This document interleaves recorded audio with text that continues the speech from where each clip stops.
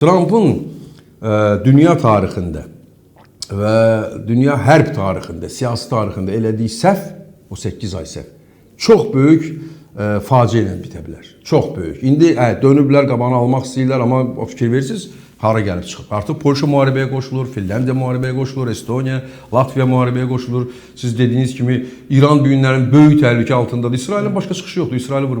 İranı vurmalıdır. Başqa çıxış yolu yoxdur onun. O təklənib orada. Başa düşürsünüz? Və açıq deyir ki, Çin mən Tayvan, dünəni kimi demirdi onu. Mən deyir Tayvanı alacağım. İndi Amerika ilə Çinin arasında danışıqlar gözlənilir. Və bu danışıqlarda bilmirəm ne üçün politologlar və siyasi şərhçilər bu məqama nəzər yetirmirlər. Deyirlər ki, Amerika Çinə nə təklif eləyə bilər ki və Çin Tayvanı götürəcək. Yox, Amerika Çinə təklif eləyə bilər. Nəyə təklif eləyə bilər? Rusiyadan əl çək, Rusiya yardımcı olma. Biz bütün ticari münasibətlərimizi davam edək. Amerikaya o lazımdır. Çinə də o lazımdır. Başa düşürsünüz, Çinin Amerikada 1 trilyonluq ticari mübadiləsi var. Onlar o ticari mübadiləni hansısa Rusiyaya görə pozmaq istəməzlər. Amma Çin öz oyununu oynayır. O deyir ki, mənim də şərtlərim var. Təkcə bu ticari mübadilədə sən mənə tarif qaldırırsan. Mən buranın 5000 ildir, buranın Çinəm də mən. Belə hesab edir o.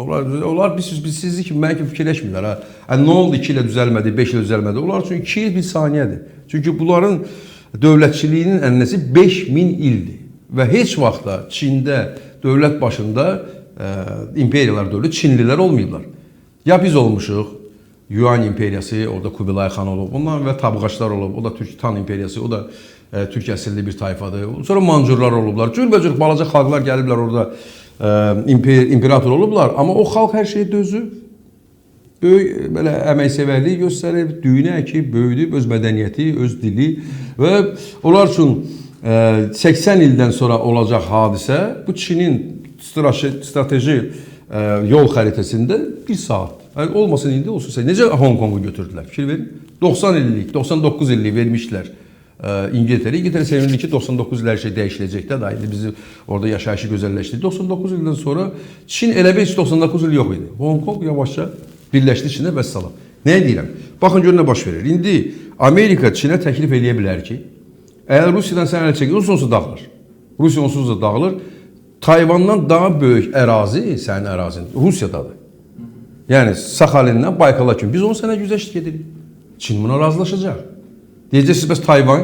Çin düşünür ki, Amerika indi güclüdür, Tayvan olsa verməyəcək mənə. Çünki Tayvan həyatı vacibdir Amerika üçün. Amma bir 80 ildən sonra nə ola biləcək ki, hələ bilinmir. Mən elə Çinəm də. Xi Jinpingin Putinə bu qədər yaxın görünməsi əslində gələcəkdə Çinin öz, belə deyək, müəyyən maraqları nəzərə alaraq Rusiyanın qurban verməsini hesablanıb görünür. Rusiyanın qurban verəcək və əvəzində öz torpaqlara qayıdacaq. Və Trumpın da yaxşı biznesmen və ticarətçi olduğunu bilir. Yəni bu pazarlıq belə deyək, bu belə deyək, biznesliyi də desək, belə bir ticarət üslubu Çin və Rusiya münasibətlərində işləyə bilər. Yəni onun güzəştə gedib siyasətin özü ticarətdir. Başa düşürsünüz? Bax, bütün müharibələr, bütün indiyə qədər nə qədər müharibə var, hamısı ticarət uğrunda olub. Nə? O keçən ticari yollar var ha. Amma uğrunda olub. Çingiz xan da onun üçün savaşıb, Əmir Teymur da onun üçün savaşıb, Alparslan da onun üçün savaşıb ki, İranı götürsün oradan Çindən gələn o yolları.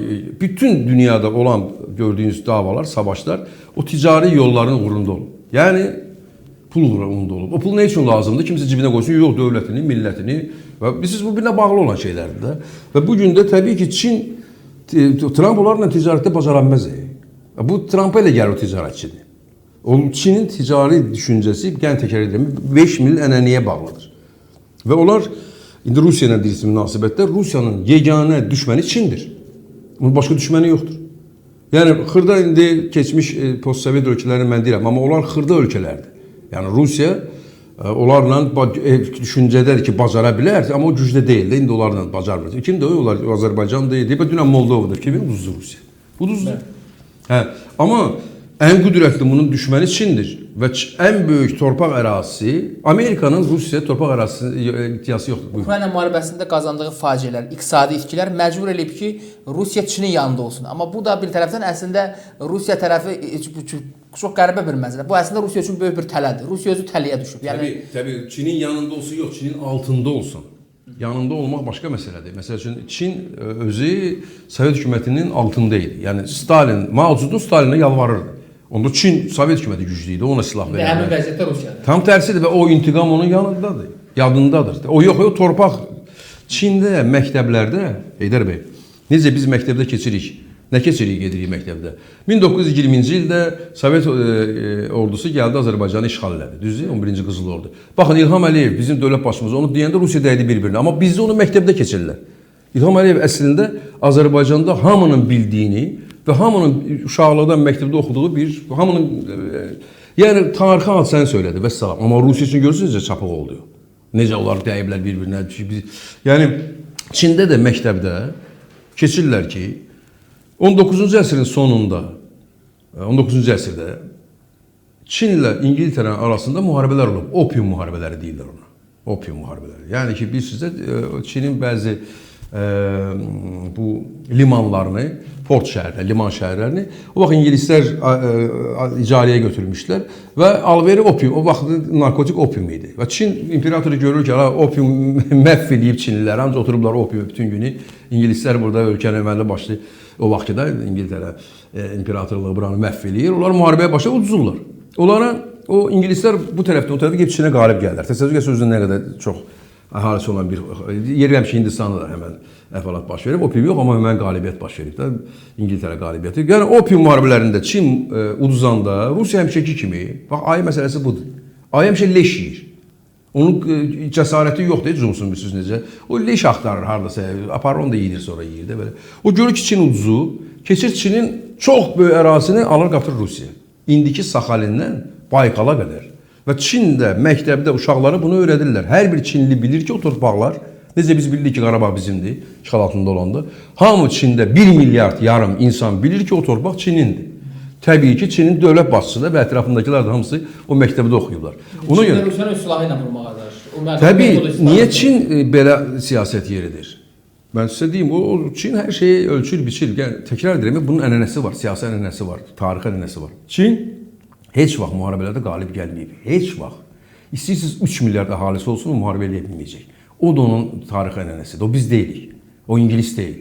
O Alman deyil. Başa düşürsünüz.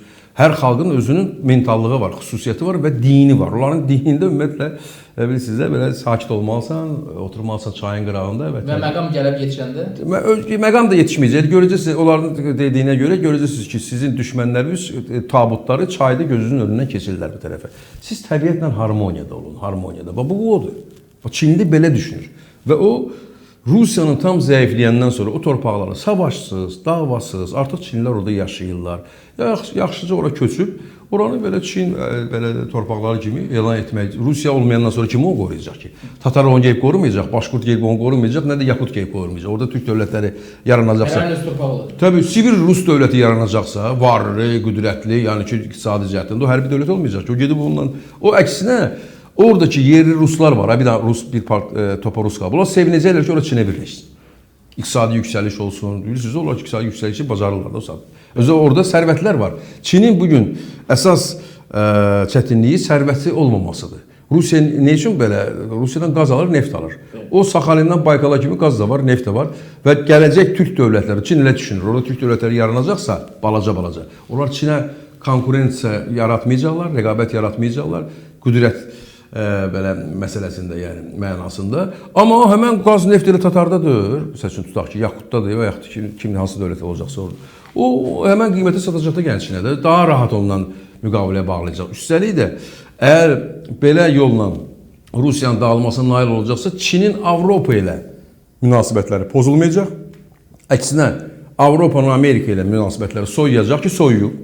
Gördüyünüz kimi təzədən onun üçün Trump başa düşüb ki, 8 ay ərzində bunun Putinin sevgisi, bunun Putini belə yaxşı oğlandır, o mən onu alqışlarla qarşılaması, o Vitya var, Vitkov, mən ona Vityok deyirəm.